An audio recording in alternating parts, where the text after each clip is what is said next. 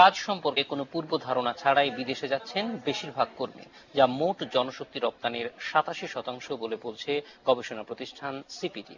সিপিডির এক প্রতিবেদনে একথা বলা হয়েছে। বুধবার রাজধানীতে এই প্রতিবেদন প্রকাশ করা হয়। এতে বলা হয়, বীমা সুবিধা না থাকায় বিদেশে গিয়ে সমস্যায় পড়েন শ্রমিকরা। রাষ্ট্র এক্ষেত্রে যথাযথ সহায়তা দিতে পারে না। প্রবাসী কল্যাণ মন্ত্রী নুরুল ইসলাম বলেন, এখনই বীমার ব্যবস্থা করা যাচ্ছে না, তবে প্রবাসীদের টাকা যাতে সহজে পাঠাতে পারেন সেজন্য প্রবাসী কল্যাণ ব্যাংকের শাখা বাড়ানো হচ্ছে। প্রবাসীদের পাঠানো টাকার সমপরিমাণ ব্যাংক ঋণ দেওয়ারও চেষ্টা চলছে। বিদেশে কেউ নিহত হলে ক্ষতিপূরণ আদায়েও সরকার তৎপর বলে জানিয়েছেন মন্ত্রী।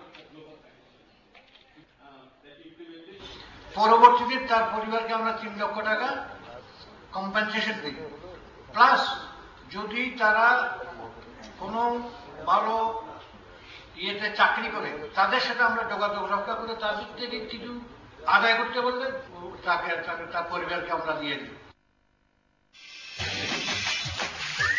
এখন 50 gram Fair and Lovely advanced multivitamin face wash